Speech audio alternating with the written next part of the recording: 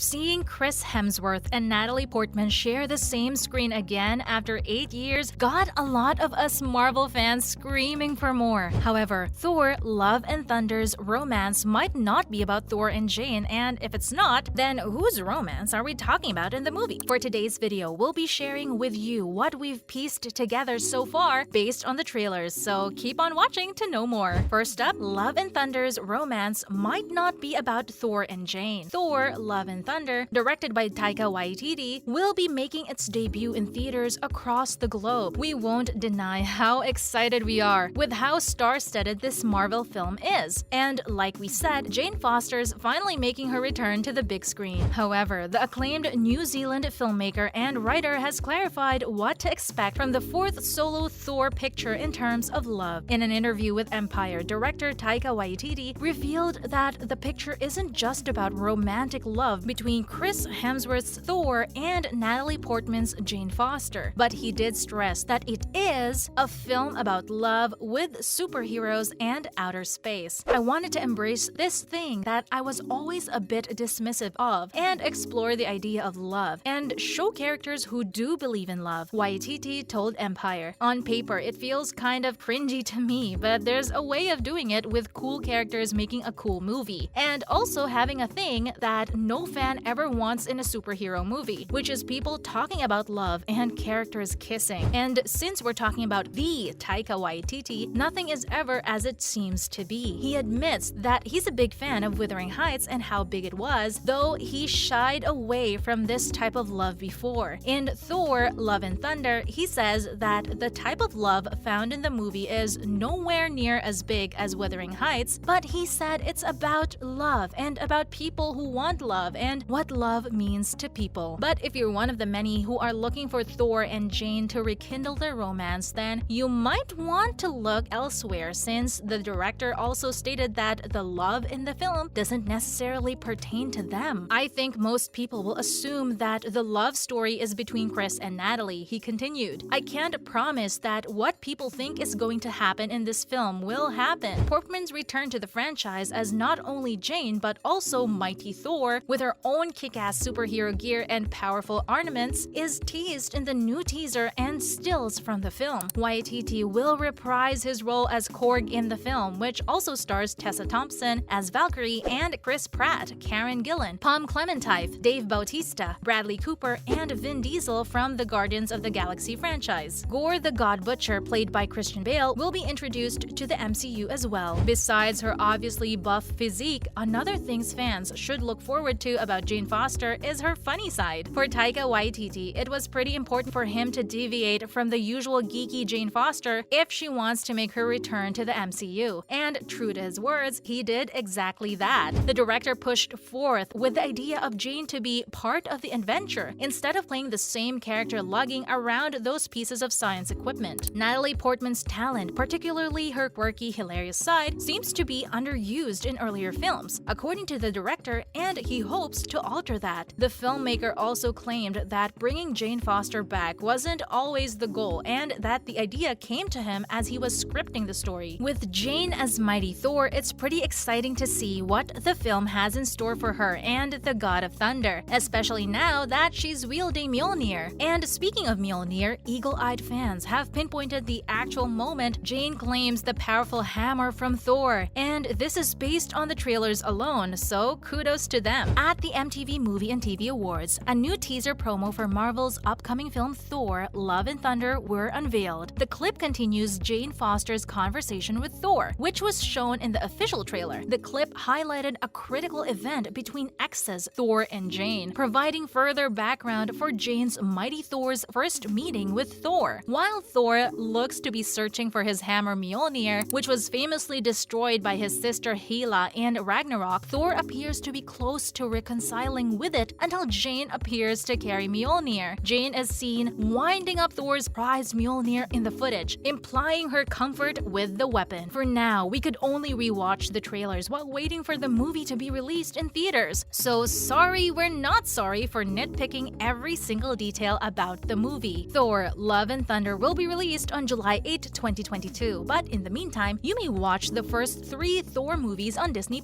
But still, there's a nagging question most fans want to ask but are scared to do so. Well, we might as well lend you a hand. You're probably wondering how Jane Foster got a hold of the Mjolnir, no? To answer your question, we probably need to look at the original source material, the comics. Jane Foster's battle with cancer, as well as the other events in the film involving Gore the God Butcher, will likely be a surprise to those unfamiliar with the comics. However, there is suspicion that Thor 4 may feature another crucial character that Marvel Studios is keeping under wraps. And based on the placement of Thor and Korg in some trailers and promos, it appears that Marvel may have left someone out to save their unveiling for the film itself. While the veracity of that story is unknown, it appears that Marvel Studios want spectators to know that Thor is no longer the one and only in the fourth installment of the franchise. Could this crucial character be Tom Hiddleston's Loki? Surely, Thor's mischievous half-brother will make an appearance in the fourth movie, no? We know, we all saw Loki die by Thanos' hand during Avengers Infinity War, but we can't help but feel a little hopeful that this fan favorite will make an appearance in the upcoming movie too, most especially because another variant was introduced in Endgame. There's a chance we'll encounter the God of Mischief again in the sequel. Tom Hiddleston has dodged reports left and right when he was questioned if he'll be returning this time around until he finally addressed these rumors recently. And unfortunately, he shut down the idea that his character will return this time, saying Loki's story is over for the moment. Despite this, fans are expecting another reunion between the two brothers in the film, especially since the MCU sequel could be Hemsworth's final solo picture. In a new interview, Hiddleston has addressed his role in Love and Thunder once more. Tom Hiddleston spoke with Total Film through Games Radar about his upcoming role as Loki in Thor: Love and Thunder. When asked about the subject, Hiddleston responded with a funny admission that he's living in a question mark, adding that it's all unknown, alluding to Andrew Garfield's earlier lying for No Way Home, the movie. You know, I used to think that I could predict these things, but I literally have no idea, Hiddleston admitted. And I'm not even doing an Andrew Garfield, I just don't know. By now, we all know that Andrew Garfield is the standard for acting sly and clueless about their potential film appearance. So we're still thinking the actor is pulling an Andrew Garfield on us. Tom Hiddleston's pretty busy, especially since his Disney Plus series is greenlit for season 2. But is there a chance his character will return on the big screen in the future? The reason for Tom Hiddleston's blunt answer to his possible presence in Thor: Love and Thunder is understandable, and it could be his devotion to Disney Plus's Loki. Furthermore, Hiddleston's lack of knowledge about his MCU future could be linked to Marvel Studios' tight-lipped secrecy. Hiddleston's God of Mischief looks to be locked in another timeline with a different version of the Time Variance Authority that doesn't recognize him. According to Loki Season 1's ending, the existing plot of the show makes it difficult for Loki to appear in the MCU sequel since it will be difficult to connect the two stories. Still, a version of Loki has been confirmed to feature in Love and Thunder, with Matt Damon playing a theater actor in the rehash of Thor: Ragnarok's events. While fans were not expecting this, Hiddleston has already expressed his support for Damon's impending role. At this time, it's unclear whether Marvel Studios will pursue another Thor-Loki reunion in the future. Before his death, the God of Mischief promised Thor that the sun will shine on them once more. Perhaps a version of Thor will arrive when Loki interacts with the multiverse, bringing the promise to fruition. And that's pretty much everything we know so far about the upcoming Thor: Love and Thunder movie. Are you just as excited as we are to see the film's release? Let us know what you're most excited about in the comments section below. Before you go, don't forget to leave a like and subscribe to our channel with a notification bell on for more videos like these, and we'll see you again next time. Thanks for watching!